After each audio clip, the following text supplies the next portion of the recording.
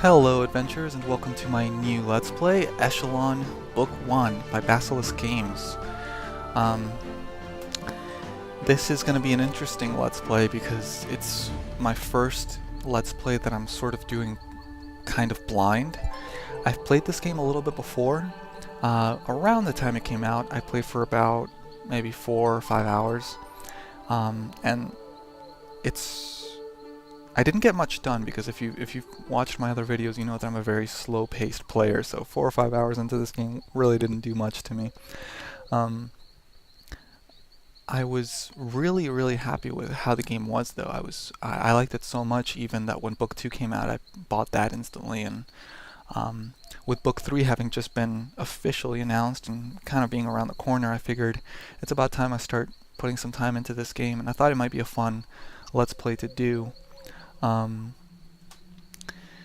Because of the fact that it's sort of new to me, that I'm going to be experiencing the game almost 100% with you guys, especially if you guys haven't played this before. Some of you might have, some of you may not have, and it might sort of help people that haven't seen this game sort of see that it's a pretty cool game. And I wanted to kind of give a shout out to these indie developers out there who are making really great RPGs like this. So like Basilisk Games, another one I know off the top of my head, Spiderweb Software. I have almost all their games. I mean, there's a lot of other people doing it as well, but I love it when they make these sort of new games that are like based on, in the spirit of old school RPGs like Baldur's Gate. I mean, I'd be perfectly content with playing Baldur's Gate 1 and 2 for, the rest of my life. But it's nice to know that there are new adventures being created out there, and putting a lot of thought and work into these adventures. So thanks for doing that, and I'm sure that anybody who grew up with those old school computer RPGs and D&D games is very appreciative of the fact that there's companies out there like Basilisk Games and Spiderweb Software, among others, who are making games and sort of helping us keep that spirit alive, because these are some of my favorite types of games. So let's begin a new adventure. And I've already kind of looked through the character creation, just so that I kind of know what I want to make. So I'm not going to be going through everything on this screen, because there's a lot of information here and stuff. What was I going to say? Oh, again, like I say for most of my sort of RPG Let's Plays like Morrowind and Oblivion, I will not be playing this optimally. I don't even know how, honestly. I've never seen a Let's Play of this. I haven't read any guides on it or anything. My only experience with this game is those 4 or 5 hours I had on my own. So, if you see me making my character and it looks like crap to you, don't worry about it. I'm just trying to have a good time with it and have fun with it. So let's get started. I'm gonna name him the name that I give my Dunmer in the Elder Scrolls games, because I don't know what else to come up with. Veldis. And I am gonna go through the origin, axiom, and classes, just because I feel like they're kind of cool to know what each one is. But first, let's try to pick a good role here. I know by looking at the skills I wanted and stuff, I know that I'm going to be sort of wanting concentration and dexterity to be a little higher. So let's try to get each one of those above 11. That's pretty good. Let's try to get up something a little better.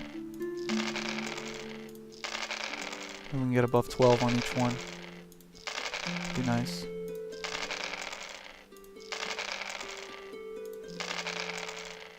$13 and $12. That's not bad. Let's go with this. So let's put a few more points. Let's get dexterity up to 18.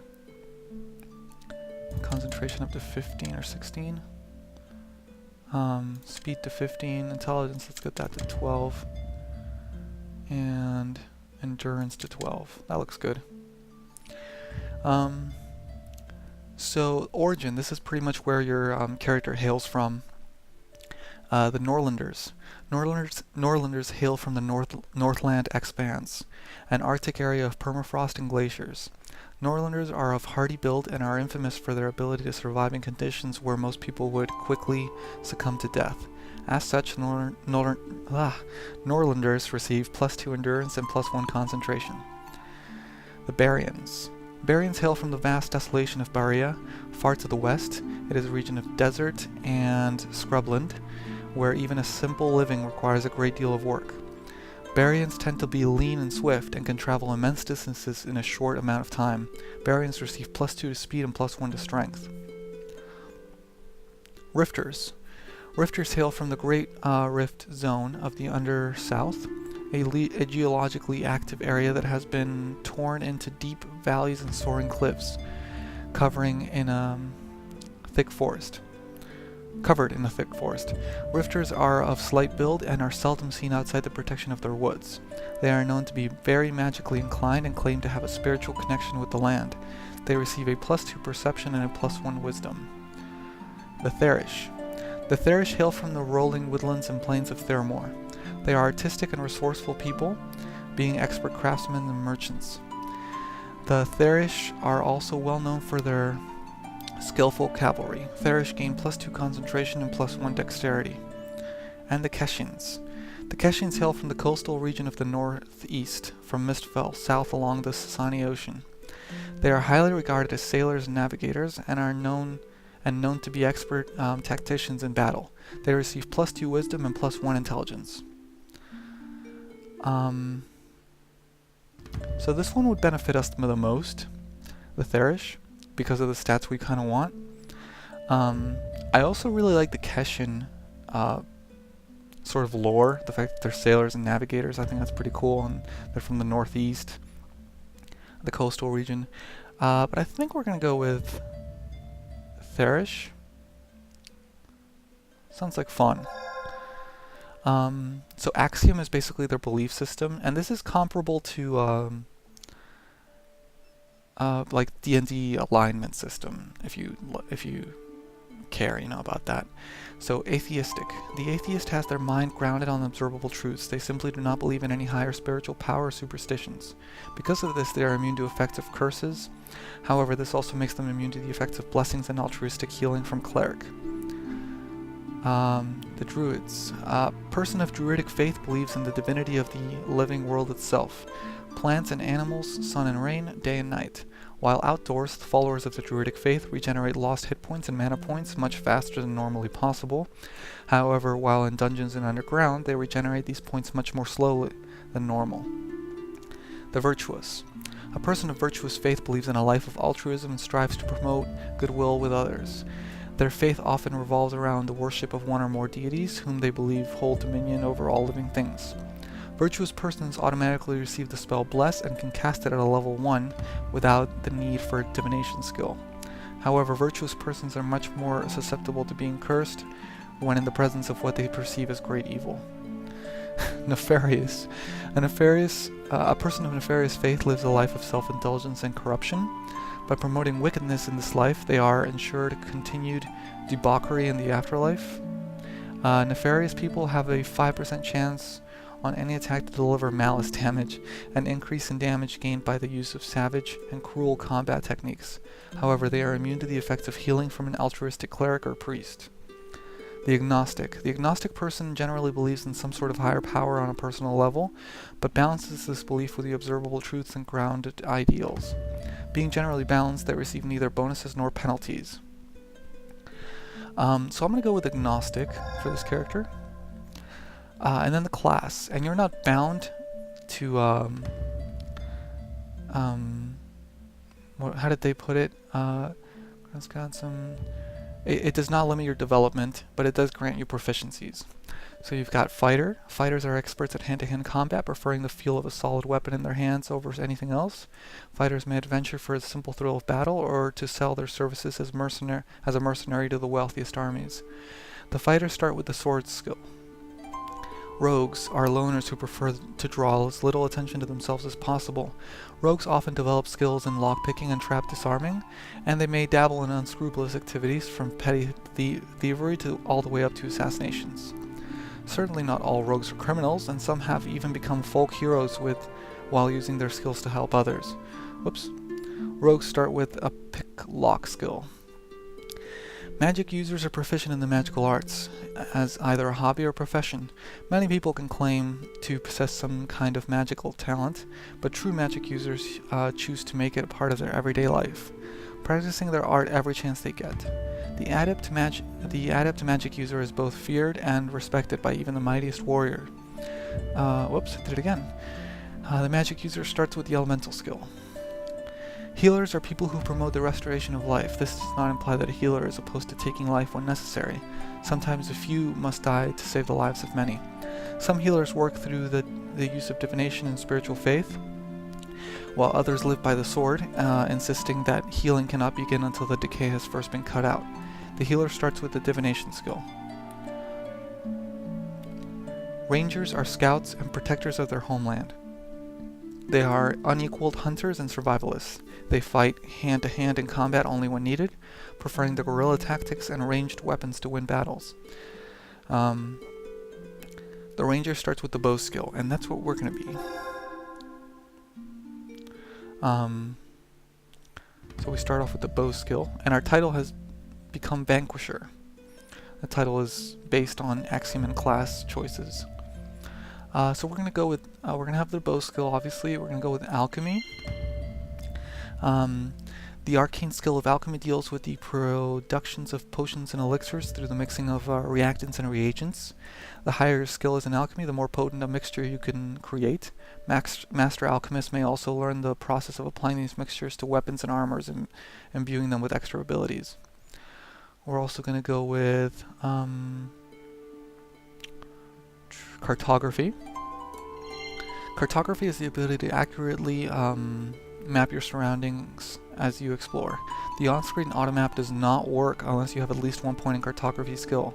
This automap becomes more accurate and informative as your cartography skill increases. We're going to go with hide in shadows. Hide in shadows is the ability to utilize shadow and darkness to cover your movement. It is an automated skill that is always active, and it grants the effect hidden in shadow if your character is in a darkened area. The higher the skill, the less darkness your character needs to utilize the skill. Also standing next to a wall or a large object increases the effect. Dexterity complements this skill. We're going to go with mercantile. Mercantile is the ability to negotiate better prices when buying and selling items from merchants. The higher the skill is, the cheaper items become when purchasing, and the more money you can get when selling items. We're going to go with survival. Survival is the ability to dress wounds and utilize common herbs to faster recovery of hit points, as well as to increase resistance to toxins and disease. Oh, I didn't mean to put 2. Whoops. There we go. And I think that's pretty much it. I'm wondering if I encompasses the use of lightweight protection such as soft. Like, I'm wondering if you need to take an armor skill to wear armor, or if it just makes you better with it. Because that's kind of I think we're gonna take light armor just because, like, I don't know, you know. So light armor encompasses the use of lightweight protection such as soft, hard, and studded leathers. The more skilled you are with any armor, the less injury you will receive from a physical attack. Wearing light armor on your torso, legs, or feet increases the noise of your movement by 15%, affecting your ability to move silently. And we could take move silently as well, but I don't have enough skill points. I could drop one of these, but I don't want to, so we're going to put 1 point into bows, which we didn't read the description of. Bow weapons include any variation of archery devices which utilize arrows. Concentration and dexterity are the attributes that complement the bow skill. So we're going to go with that, and another point into hide in shadows, I think, will be a good one. So this is our character. Let's get started. Hopefully we'll be able to make it. Oh, and portrait. Let's see, there's not a whole lot to choose from I've seen, but I think we're actually going to go with the default one. I like it. It's sort of mysterious. You can't see his eyes, and I don't know, it's kind of cool. Continue. Ready to exit the character editor? Yes. Oh. Whoa, what was that? Scary face. Okay, let's get started. You open your eyes, your head is aching, and you immediately realize you have no idea where you are. Amnesia. The only thing you can remember about last night is the terrible storm, the black of night cut with flashes of lightning. Then you remember something. Movement in the darkness, a shadowy presence. Slowly you begin to realize that you have no memory of anything before the storm of last evening. In fact, you have no idea who you even are. It takes much effort before you are able to remember even the most personal information about yourself, your name. At least I know my name. For a moment you are relieved to have remembered anything at all, but alas, your relief is short-lived as you look around and assess your situation. You are standing in the strange house in an unknown location, having little more than your name in your possession. And here's our little, what would you call this, sort of heads-up display. We've got the sort of messages that appear. I think this is inventory, I don't remember. This is our hit points, our mana points, our encumbrance. We can carry up to 80 pounds. Our experience. Hidden in shadow, that's I guess our status window. I'm not sure what this is. And this is all our menu options. I love that they used a floppy disk for the save feature. Like, that's so classic. Some of the, like, if kids play this game today, they might not even know what that is, what that picture is. So let's hit OK. Welcome to Eschalon Book 1 by Basilisk Games. Press F1 for helpful playing tips. Press F3 for helpful keyboard shortcuts. You awaken. So let's hit F3. Viewing keyboard shortcuts. Does this pause the game, I wonder? Oh, it's like a turn-based game, isn't it? So nothing happens unless I move. Is that how it was? Keyboard shortcuts. Eyes, the inventory window. Okay. I'm not going to read all these, but mouse buttons. Okay, so I walk with the left mouse button, and I use highlighted objects, and I right-click to cast ready spells. Middle is walk lock. Left shift is force combat, okay. Oh, for bashing objects or striking NPCs. Or to split inventory items. Okay. F2 is the quick save. Torch is T, okay, we'll access this again later. So let me save my game.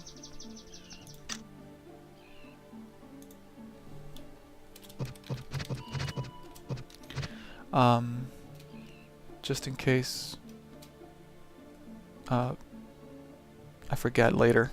I won't have to make my character again, at least. Okay, so we just started. So this is us here in these rags. I don't think you can zoom in or out, can you? I don't see that. It's fine. Just wondering. Helpful playing tips.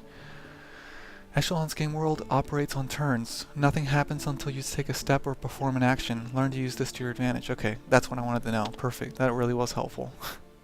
So the bed, I don't think we can interact with the bed. Oh, this is our mini-map, isn't it? I'm assuming. Okay, so there's a chest. A sealed note. Okay, that's mysterious. An iron dagger. So what's this do? Let's take all. Okay, cool. And this is literally all I remember of the game. I remember waking up with amnesia and finding a sealed note. And everything else is going to be new to me because I don't not remember. So iron dagger's there. Sealed note. Right click to read. Okay. Veldis, you don't know who I am, but I know who you are. I like this already. I'm sure you're very confused right now, but you must gather yourself quickly. I've hidden a few basic supplies for you. They are out back near the well. Hopefully you'll remember the secret spot. You need to find a man named Maddock in the village of Aradel, which is just a short walk northeast of here. Northeast, okay? He'll know who you are, and he has been instructed to give you a small package upon your arrival. Be very careful. This land has become befouled and is not safe. If you wish to live, I suggest you stay on the main roads and paths. Do not wander. Signed, E. The name Madoc means... Okay, so this is me thinking. Like the note is over and this is me talking to myself, I guess. The name Madoc means nothing to you, nor does the initial E. With nothing else to go on, perhaps finding this person named Madoc will be your best chance to make sense of this confusion. Oh, I love games like this. The more text, the better. A quest has been added to your journal, which has... Is that J? Great. Find Madoc in the village of Iredell. Iredell is located northeast of where you awoke. So there's no map markers. Awesome. You gotta love that. What's that? Press any key to close your journal. Okay. I thought the little arrow here might be something, but... oh, even the notes have weight. Wow. And there's your gold. Okay. So... Inventory. Is that torches? What's this? Spell journal. Okay, I don't have any spells. What's this? You're now fighting empty-handed. You're now fighting empty-handed. Okay. The icon will flash when you have given enough experience to advance to the next level. I see. Hold on. F3.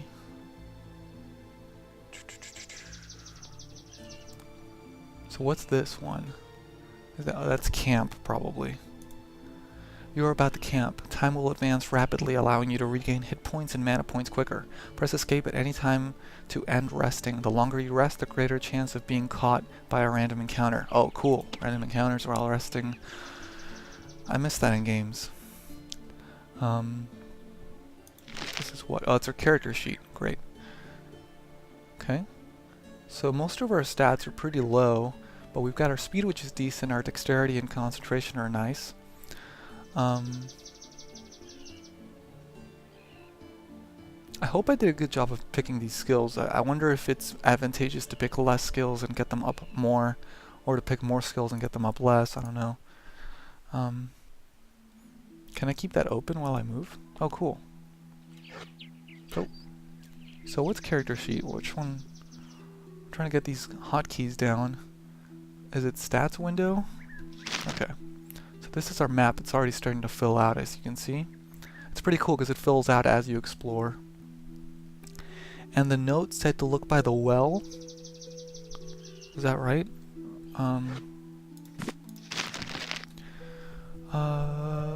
Basic supplies for you. They are out back near the well. Okay, so not in the well, but near the well.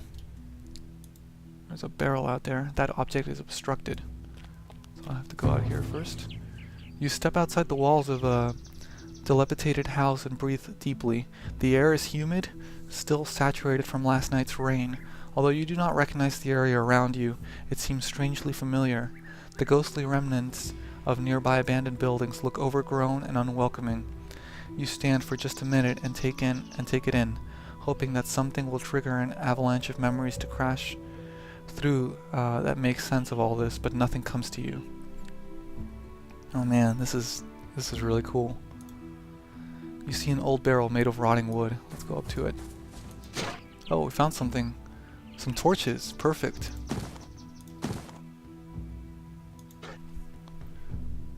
I love the music in this game too. It's kind of low. I don't know if you guys can hear it. Let me see if oh, graphical detail level. Oh, okay. Music volume. Let's turn that up a little bit. 40%. Yeah, that's good. Combat music during battles, yes.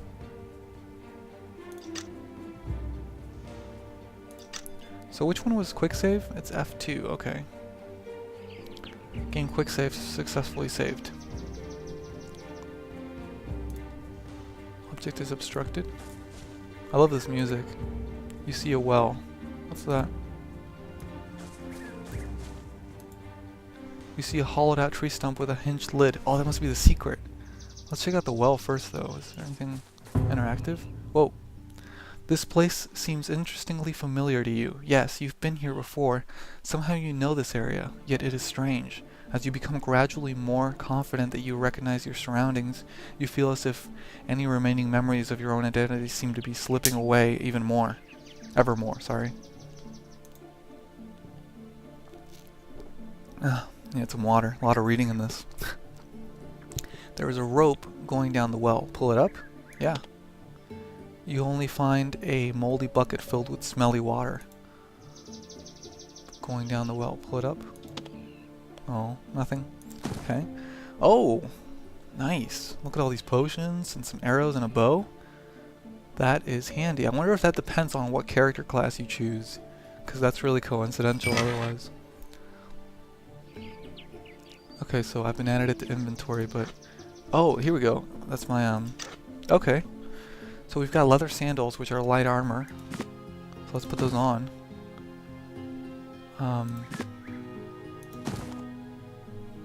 So can I,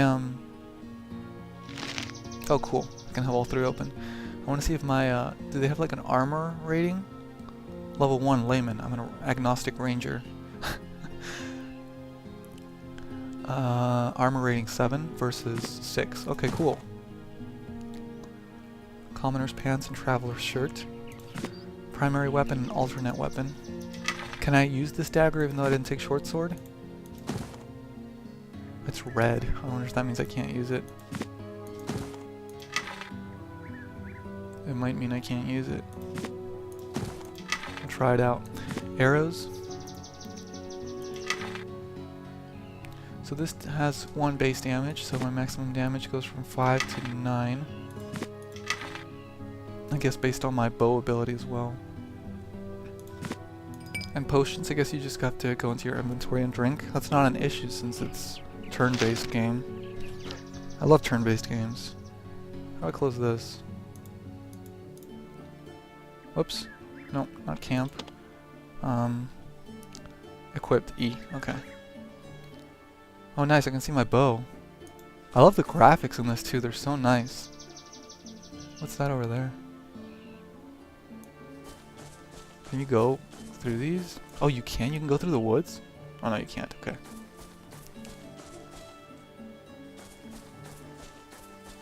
Oh, you kind of can.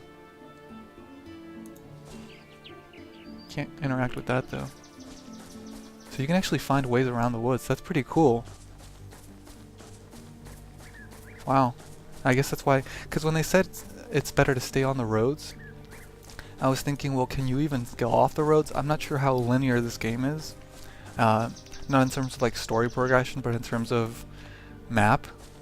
But I guess it's pretty open. Oh.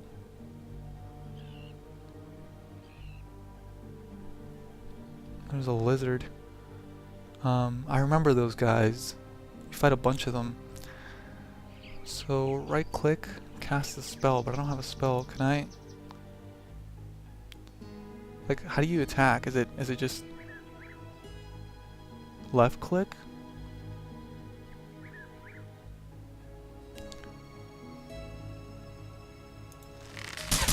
Whoa. But see, I don't even know if it was... I'm guessing it's aggressive, but... I can't seem to... I missed, okay. I was a fanged salamander. There we go, okay. Torches on walls can be taken, so don't get caught in the dark without any extras. Okay, cool. That's good to know. Click on the automap window to see the locations you can quick travel to. You can activate each location. You must travel there. To activate each location, you must travel there and touch the local marker for that area. After that, you can quick travel back so long as you are not in a dungeon or with enemies nearby. There's sort of like a combat tab, display tactical grid. Oh, okay. Space is passively wait 1 turn. Okay, good to know that.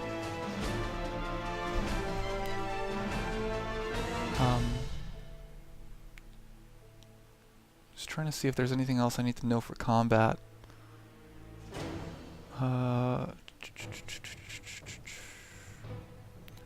So tab. Oh, okay. Oh, and it gives you the coordinates and the distance. That's awesome.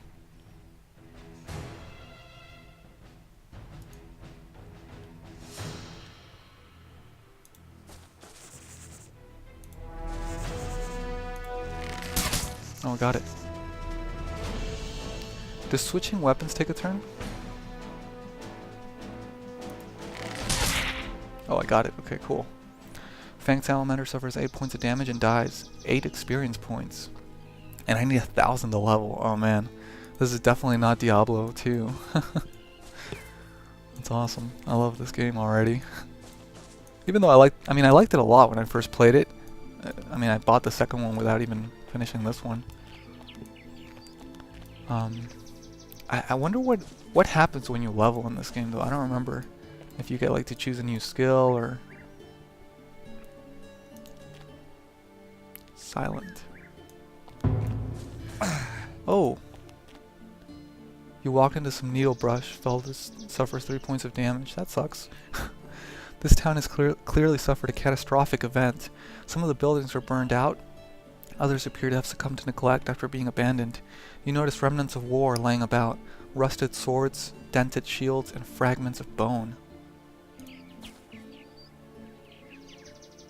Okay, so you can interact with some things even though you can't click on them like that needle brush. Interesting. Is there a way to like lower the walls to see? I wonder. Doesn't look like it, right?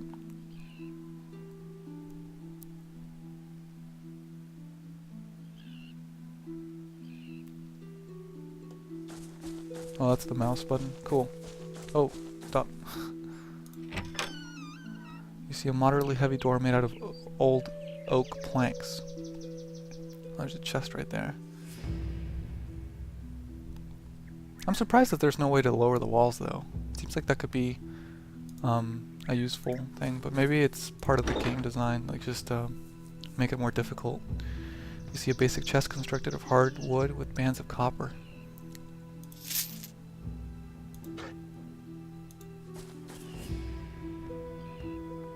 I do like that stuff doesn't flash until you scroll over it.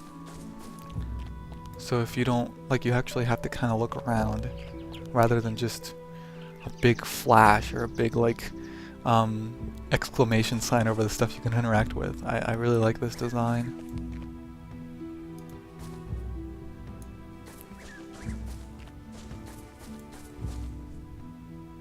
Yeah, this town has been destroyed. Look at this. Let's read this sign that I saw here. Oh, okay. You see a sign with gold-trimmed lettering, dedicated to the riders of Theramore. I hope I'm pronouncing that correctly. Theramore. Valiant defenders of Commonwealth.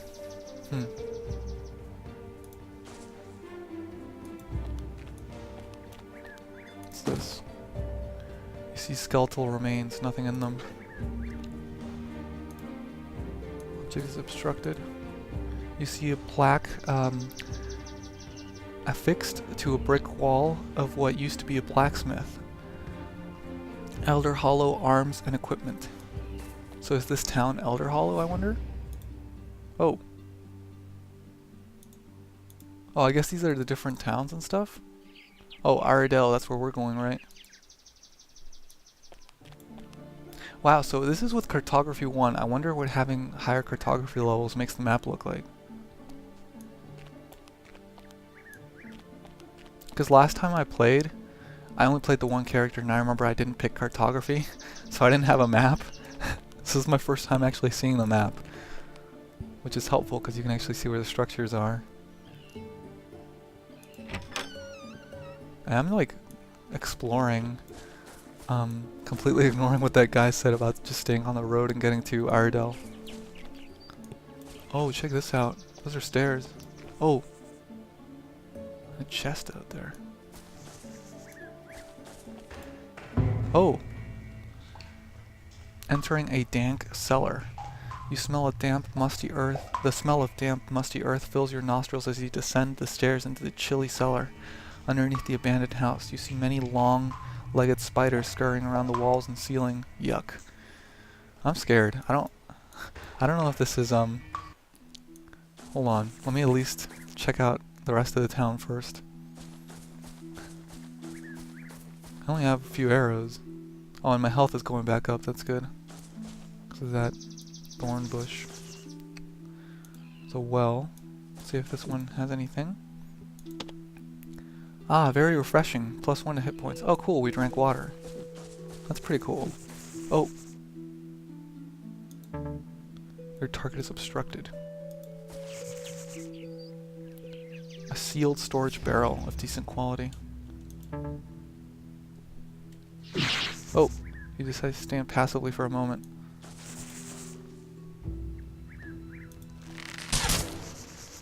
Got it. 6 points.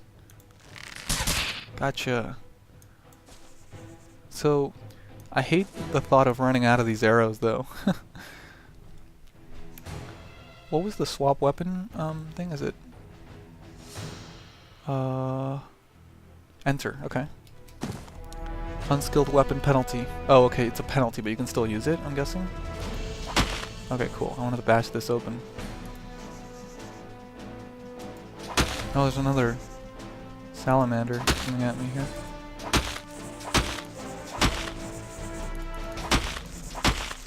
Oh, it's gonna take a while.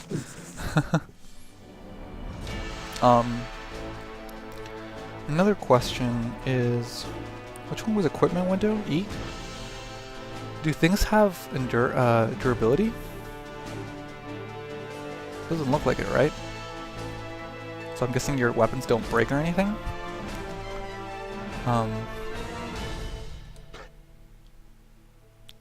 And there's something else I wanted to check out. Does gold have...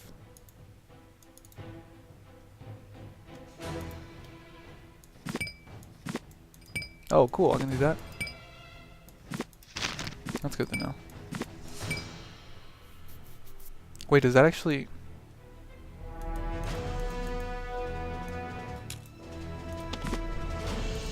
Oh, I see, okay. Yeah, I'm just messing around here. There was something I wanted to check and now I forgot.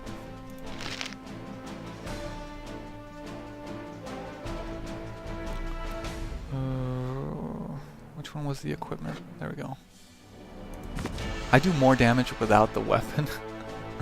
That's pretty funny. Okay, so let's take it out for now.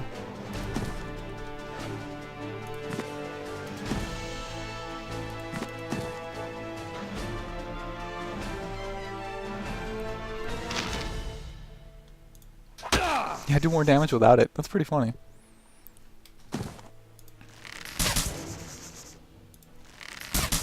Oh, uh-oh. Uh-oh. Oosh.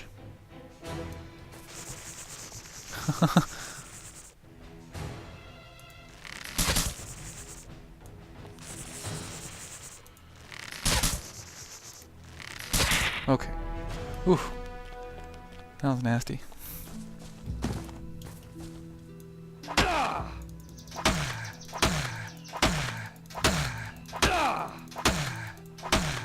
Oh, this is hurting me. Oh. I just realized that. I don't know. Does this hurt me? Maybe that's the disadvantage of not having a weapon. I mean, it makes sense. If you were punching a barrel. Let's see. Right, this doesn't hurt me. Okay, so let's do this.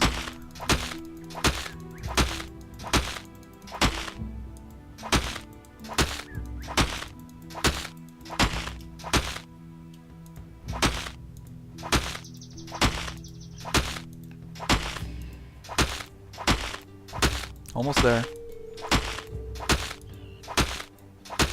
I need to get like an axe or something.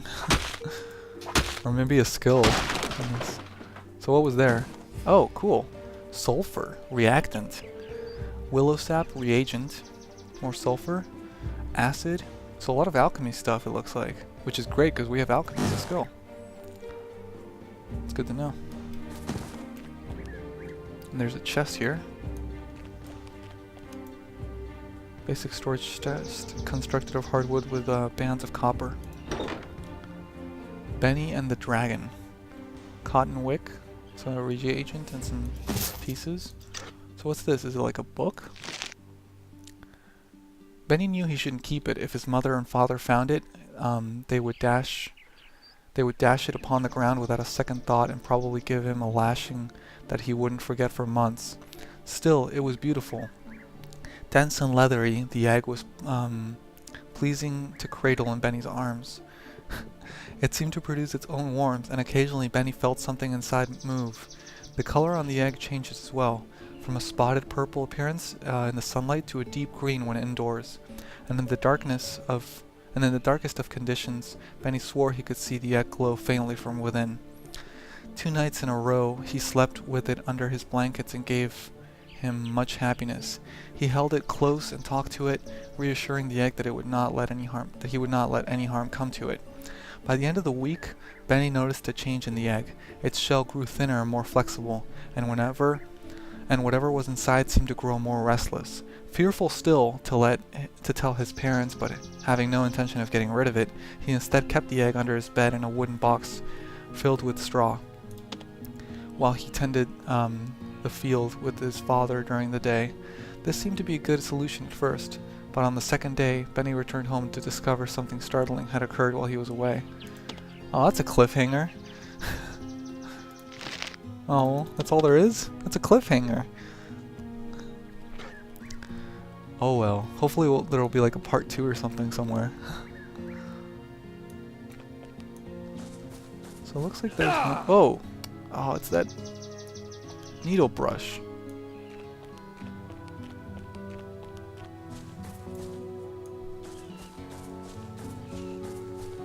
What's this? The Minotaur. You see a broken hanging sign outside of an abandoned inn.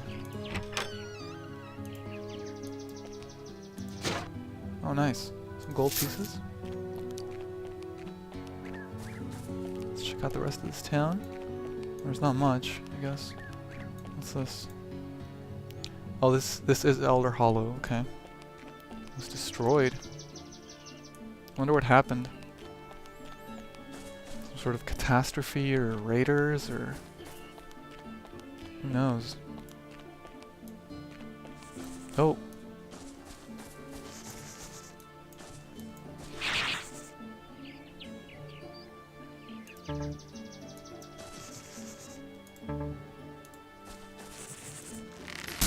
Nice. That was great. What's that? Looks like a nest. Can I interact with it? Oh, whoa, what is that? Is that explosives?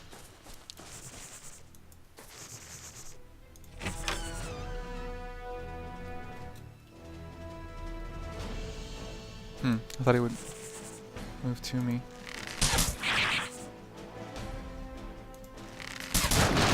Oh!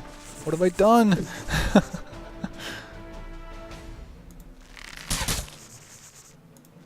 I blew up that chest. Maybe I shouldn't have done that. What's this? Ring of Valor. Plus 5 hit points. Value 95 gold. Wow. That's pretty cool though. I think I'm gonna put that on. Nope. It's E. Okay. Nice. 40 hit points. It's not bad. I wish there was an sort of auto inventory button. Just for stacking. Oh! Nope. There we go.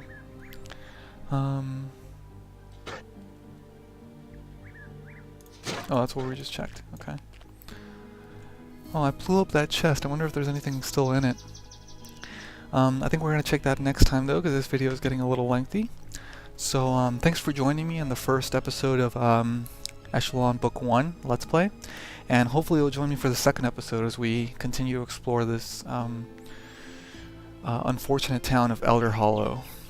So, if you like my video, hit the like button. Also check out my channel and subscribe. And leave me comments, leave me feedback. I always love to hear from you guys. And join me next time. And as always, thanks for watching.